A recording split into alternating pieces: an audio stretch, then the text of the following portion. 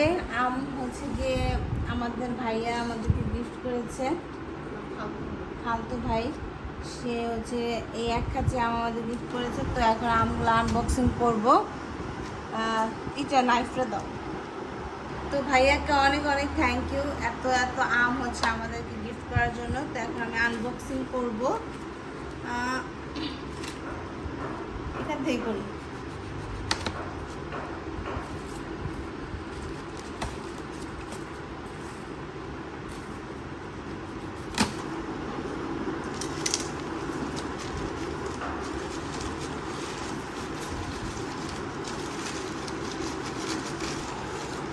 এই হচ্ছে আম, দেখেন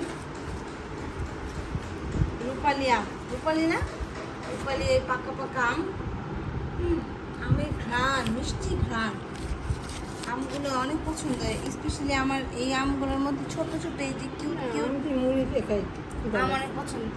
এখন 3 বেলায় আম খাবো, আমের সিজনে খাবো না। এরপরে এই পর্যন্ত হচ্ছে ভরা, অনেক অনেক আম দিয়েছে।